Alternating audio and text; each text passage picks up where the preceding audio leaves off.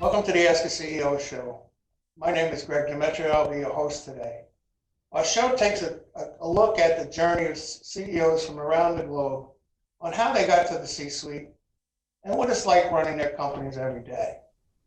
My day job is the CEO of Lorraine Gregory Communications, which is an integrated marketing company here in New York. But my favorite job is Ask a CEO interviews. So today we have a very special guest coming to us from London, Sheth, who runs Redington. Redington is a provider of financial solutions, advice, software for major institutions in the UK. His company, over 200 employees, is on a quest to make 100 million people financially secure. So welcome to the show, Mitesh. Thanks so much, Craig. It's a real pleasure to be here. It's my pleasure talking to you all the way in the UK. Which is, I just love that fact about being able to do this online, because our reach is so much broader. We don't have to bring people into the studio. We don't have to have camera guys. We don't have to have sound guys. And it's really an easy, comfortable, more intimate conversation. So our audience is a mix of CEOs and those on their way to the C-suite, right? Their own journey. So we like to bring the CEOs to them because every time I talk to a CEO, I learn something and I come out with a pearl that many times I'll incorporate in how I do business. So there's two main areas that our audience are interested in: your background and your journey to where you are today, and how you manage on a day-to-day basis. Perhaps we can take those one at a time. Can you give us a little bit about your personal bio? My parents are immigrants into the UK from Africa. They were born in Kenya, and their parents in turn came from India. So all my ancestors originate from Gujarat in India. So I was born in the north of England, in Bolton, near Manchester, and a town that's been made famous by Dynamo the magician, if you've come across him. But other than that, it's still a town with cobblestone streets. And that's where I grew up. My father had never been to India. And so when I was about 4 years old, we took a holiday to India and we decided to live there because he loved it so much. So I had my primary schooling kick off in India for a few years, and we only returned back when I was about 8 because my grandfather wasn't well and then sadly died. So we then stayed here in the UK from there. So I did all of my secondary schooling in Crawley near Gatwick Airport. So that was a real immigrant town. There was a lot of jobs, and both my parents worked double shifts, 4 days in one company and another 4 days in another, in order to be able to make ends meet. And there was a lot of employment in that town by virtue of this new airport. So that's where I went. And I went to school there with many other kind of immigrant children and families, in a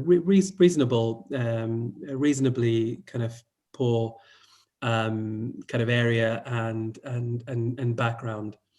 But I think throughout that period, I was very rich in terms of the kind of love and support and encouragement I had from my parents, though they didn't have a lot of time on their hands.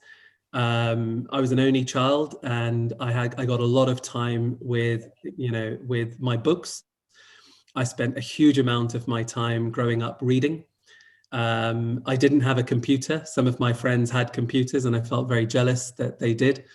But I spent all of my time kind of in my teens and otherwise reading voraciously and learning through that. And also my social skills, whilst in some ways stunted because I didn't have any siblings and I didn't have many other young people my age that I hung out with. Whenever my parents were home, they would often entertain other adults. So I got used to talking to other adults and having conversation with other adults, from a very, very young age.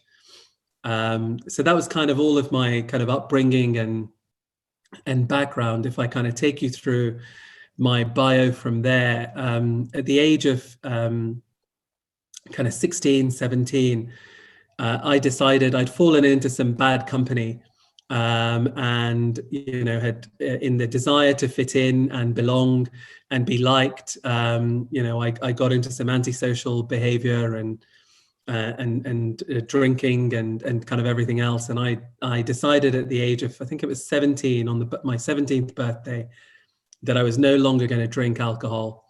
And I was just going to get my head down and focus on my grades. And recognize that I'm not a victim of my circumstances. I'm the maker of my own destiny by the choices I make. And it was a real moment of clarity for me. Was there something that prompted you to do that? Did you get scared of behavior you saw in yourself? I did. I mean, as long as my grades were fine, my parents hadn't taken much notice, if I'm honest. But at 17, my grades slipped, and I was starting to show that that it was having an effect on my grades and my future. And I think my parents got very concerned at that stage, and I was concerned about disappointing them. Again, when you're the son of an immigrant and immigrant parents, there's a lot of responsibilities sit on your shoulders. They were very clear that I was their pension.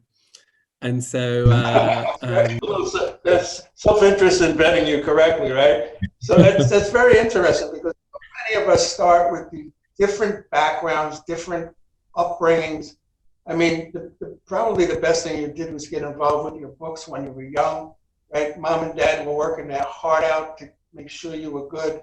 Hey, you were okay, and then you found, you saw the light and turned yourself around. So when you show up at work, what's your day like at Redington?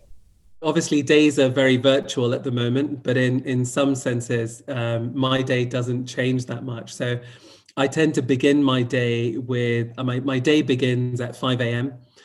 I try really hard to not look at my emails or Teams messages at 5 a.m. I have a routine with my wife. So we do a bit of yoga, a bit of exercise, a bit of mindfulness, and we pray together. That's before my 3 children wake up, usually around 6:30. And then it's all chaos, all mayhem as we get them ready for school. And then usually I start work at about 8 o'clock. So my first half an hour or so is really planning the day, looking at my meetings ahead, moving anything around that doesn't make sense, making sure I've got enough time and the right agenda with the right people. My meetings tend to start, I tend to have between 10 and 15 meetings a day, starting from about 8:30 in the morning, usually till about 6:30 in the evening. That alone is mentally exhausting to me. I'm already tired. I'm going to go take a nap now. 10 to 15. Hey, my God. You have a lot of stamina. So listen, what's the one thing? I mean, obviously, that's a great start of the day that you have. It's well thought out. You're together. Your family is most important. You get your little exercise in. You do your yoga, your mindfulness. You get your head straight. Wow, that's terrific. I mean, I wish I was that disciplined. I get up, I get my coffee, and I look at my emails, and then I get in here. Right? So this is actually a blessing for me. I love talking to CEOs. My day job is my day job. It's a marketing communication company. We do all kinds of marketing communication. But my love is talking to you guys, because you bring so much to the table. So most of you, all right, listen, so I was doing a little research. And you guys have a very bold goal to make 100 million people financially secure. How did you come up with that concept? When I became CEO 4.5 years ago, I had inherited a business from the 2 founders of the company, Robert Gardner and David Konote-Hulu, who are very socially orientated, founders, entrepreneurs. So whilst they built a commercial organization, it was crystal clear that they wanted to be a force for good. But I felt that as we moved forward from a founder-run business to a management-run business, we needed to clearly codify this. So that was as much about the values and behaviors that I expected in the business and that I expected people to hold me accountable to, but also being crystal clear about, we are a company that hires people that not only want to make money, not only want to, do fulfilling work, but want to leave a legacy, want to have an impact. And I think as a group of financiers and people in the financial advisory and software space, I don't think we've done ourselves a good service. And I don't think we've always acted in the end customers and beneficiaries' best interests. But I knew that there was a group of people here who absolutely had their customers and their end beneficiaries' interests at heart. And I felt that a mission like this really captured that well. So at the time, we were serving 1 million end beneficiaries. And I felt that through the work that we did in closing the pension fund gaps, in designing more institutional funds and platforms, and using our software to improve the governance that our clients use, we wanted to go beyond the UK, and the UK's population is 60 million. And so really the right ballpark position seemed to be 100 million. So that's kind of how we came at it, with a real clear sense of we're not just working with the largest institutions in the UK and hopefully one day the world, but we're helping be truth tellers to them and helping them be better equipped and smarter to look after the interests of their end beneficiaries. That's the individual who's saved up for their whole life and career. That's the individual who's retiring and hoping they'll get the pension they've been promised. They're the people really that we want to use our knowledge, skills, and experience to help. Where do I send my money? Guys, it's terrific. So let me ask you a question. That's a very lofty position to take. How do you maintain that going forward on a day-to-day? I think it forms a part of, so when we sit down to look at our strategy at the start of each year, it's a big part of that to say, and I think holds us to account to say, is what we're doing big enough? Does it have enough impact? And then it flows all the way through into the day-to-day in terms of the kinds of people we hire, that we're hiring people who are generous, who are givers, who want to have an impact, who are team players, who want to make sure that they're contributing and not just taking from society. So it affects at the micro, every hire we make, all the way to the big strategic decisions that we make about what we will and won't do. That's terrific. That's really good. You've infiltrated that into the whole company mindset. So that's a goal that most CEOs stumble across. They have it up here, but how do they translate it to the crew, right? So you seem to have done that. So thank you so much for now. We need to take a little commercial to pay some bills, and we'll be back in a moment. The Ask a CEO show is brought to you by Lorraine Gregory Communications. Lorraine Gregory is an award-winning agency for digital and traditional advertising. Helping clients' campaigns succeed, they have been telling personal and brand stories for more than 30 years. The agency with a difference, providing strategy, planning, design, and production, including printing, direct mail, and video production. They are your one-stop marketing partner. Check them out today at lorrainegregory.com. And we're back. Thank you for waiting. All right, so now we have a CEO here who's got a 100 million people goal, right, for his company to provide solutions for their financial issues, and he works for many of the big institutions in the UK. So today the issues of culture, diversity, and inclusion are at the forefront. How have you addressed that in your organization? So the founders did a pretty good job to start with. They came with a view that different minds can come together to find better answers. And so I inherited a team of people who genuinely, I'd say, had diversity of thought and cognitive diversity. But in practice, they didn't necessarily represent that through the social backgrounds they came from, or indeed in terms of gender or race.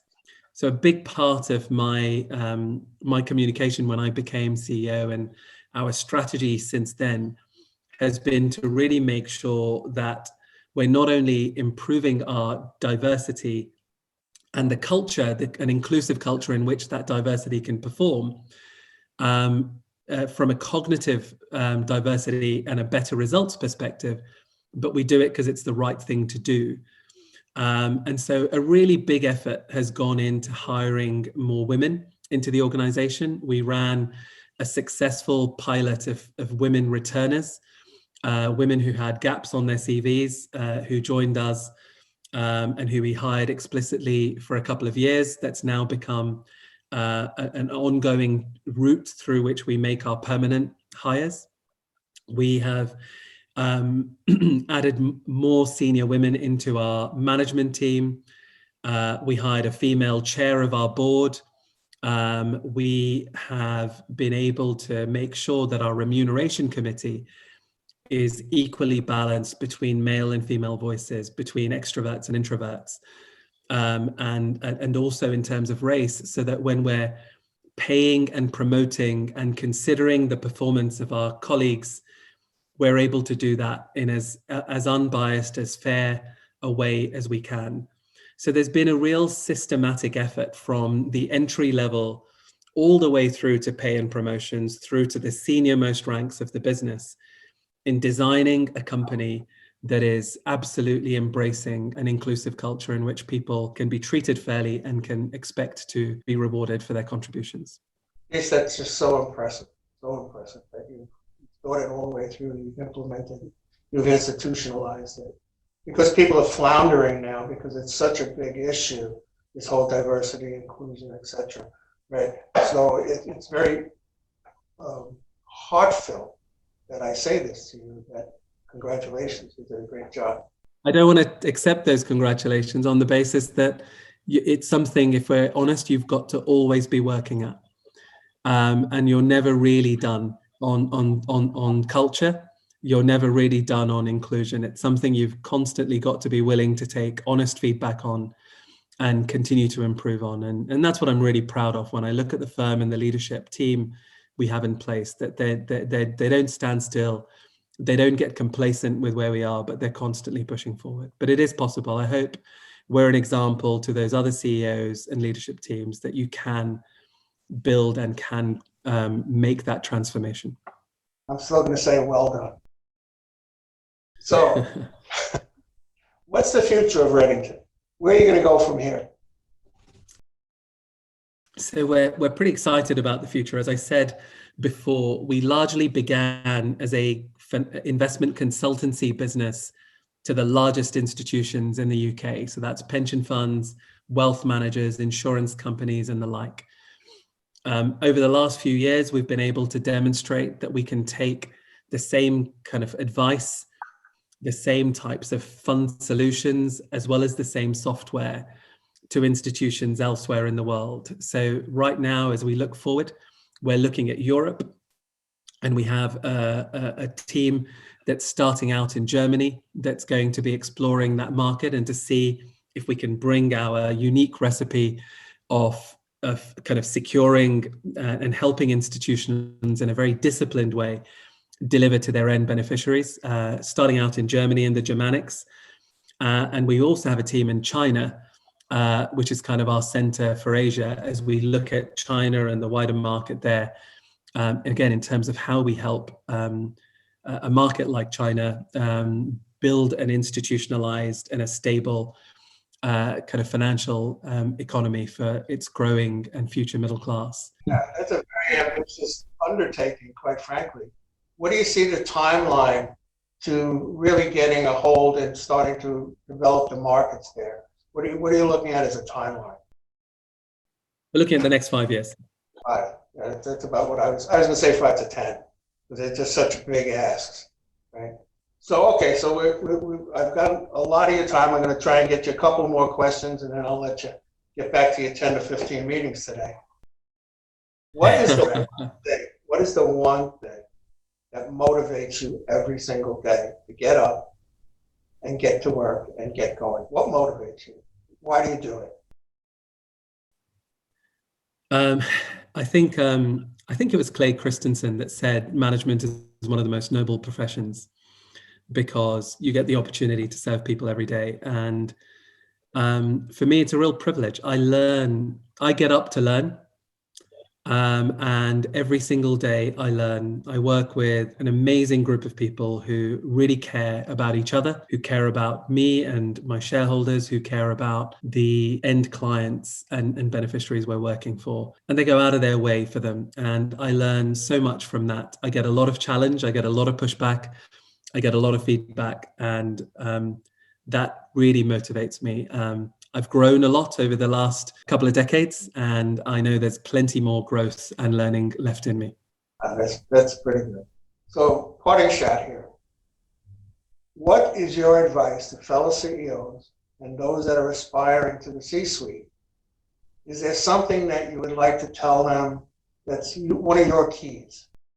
When I look back at my journey, I definitely encourage them to take a look at my blog, because I actually spent time journaling my account of becoming CEO. So there's, my first day, my first week, my first 100 days, my first year, really just so that I could go back and look at, what my mindset was at those times. So I would encourage anybody to take a look at my blog, and maybe you could include that in the show notes after. But if I was to pick out one or two things, I'd say there is no right or wrong way of doing CEO. And, I was often told growing up and in my early stage of the career that you're too nice to be a CEO. CEOs have to be able to make difficult decisions and not be very nice. And I disagreed. I can't see why you can't treat people with dignity and why you can't care. And if anything, we're living in a world where we need to be able to care, not just for our shareholders, but for our clients, for our employees, for our communities. And that's what's being asked of us. So I think there's a real dawn of a new generation of CEO who wears his or her heart on their sleeve, and who is willing to fail, willing to make mistakes, willing to learn. And I think as long as you're willing to take honest feedback, to sincerely try your best, and to get better every day, and to have your loyalties with the people you serve rather than to yourself, I think you can be a great CEO, and the kind of CEO that our world is asking of our companies and our corporates and our leaders today. And so I think it's a really exciting time. I think we're going to see a real transformation, and it relies on that. So I knew that I wasn't bringing any experience to the role. I was bringing a heart, I was bringing my soul, I was bringing my conscience, my values, and a real commitment to learning. And I'm learning more about this and getting better at it every day. I always say that you need to show up every day. You need to work as hard as you can. And you're only responsible for the effort. The result will take care of itself. And I think that just dovetails with what you just said. You bring what you have. Listen, I don't have a college education, and I run a 35-person marketing agency here in New York, and we've done so for almost 30 years. So I don't know where that came from, but all I know is I showed up every day, and every day I said failure was not an option today. And it just dovetails exactly with what you said. So I appreciate that. That's really, see, my lessons have come from you guys. It doesn't come from up here. It comes from you guys. So I appreciate that a lot. I mean, I'm verified. I'm good now. I'm going to go home and take a nap. So anyhow, so I thank you so much for being on the show. I'd like to give you the floor and let you tell the people where they can get a hold of you or your company to get more information. I definitely want you to mention that blog, your journal blog, so that people can find it readily, okay? Sure. Thanks, Greg. The blog is very easy. It's just my name. So miteshsheth.com. miteshsheth.com. So that's the blog. And if you want to know more about the company, it's Redington, Redington, Redington.co.uk. And yeah, would love to hear from you and to hear your experiences. Well, I'd like to be able to keep in touch with you, get some more of your pearls, and probably share some of my miseries so that you can help me. That'd be wonderful. So anyway, so thank you so much for coming on the show. I much appreciate it. I hope everything stays well. I hope you stay away from COVID, and that we get back to something that looks like normal. So thank you, Mitesh.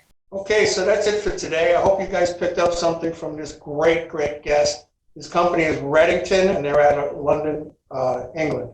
So I'd like to ask you all, if you appreciated the show, if you liked it at all, you can find us on the YouTube channel, Greg's Corner Office. You can find us on my company's website, Lorraine Gregory Communications, or LorraineGregory.com, or Greg'sCornerOffice.com. And they're all available. The podcast is on all of these streaming platforms. So I ask you to subscribe, like, and share as widely as possible. So thank you all. See you next time.